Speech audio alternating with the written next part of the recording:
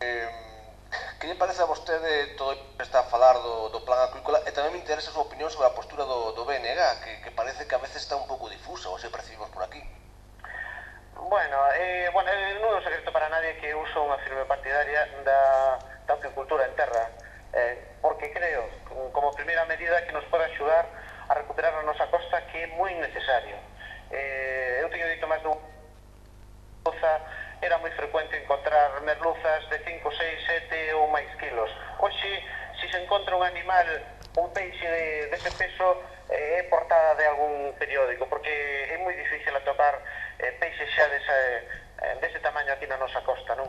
Bueno, pois, se producimos peixes en terra, primeiro garantizamos evidentemente o suministro, segundo, estamos generando actividade, investigación, desenvolvemento. Hasta non hai moito, é imposible reproducir lenguados en cautividade, xa se consíguese en centros de estudio daqui da Costa da Morte asociado cas empresas acuícolas, xenerase man de obra, e ademais en unha zona que o necesitamos. Por lo tanto, eu son unha firme partidaria con todas as salvaguardas e todas as medidas que haxa que tomar, todas. A primeira de todo, defender os legítimos intereses dos veciños que teñen que recibir un precio xusto polas súas terras e que, desde logo, nadie pode ter o dereito, digamos, de quedarse cas terras de un veciño a precio regalado. Este plan non o contempla. Este plan, como mínimo, garantiza que van a cobrar casi 4 veces máis co que pagou Pescanova no seu día en Touriñán, como mínimo, e dai pa norte, como decimos na costa.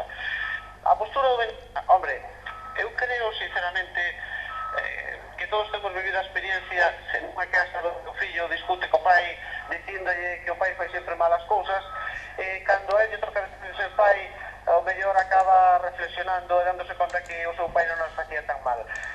Creo que o BNG faltalle por dar ese paso. O paso, non todo BNG, por certo, algún diputado BNG faltalle por dar ese paso e que reflexione que xa forma parte dun goberno, que o goberno ten que tomar decisións que a veces non son populares, pero que son esenciales para o país, e que bueno, os tempos da oposición pasaron, salvo que se teñan añoranza deles.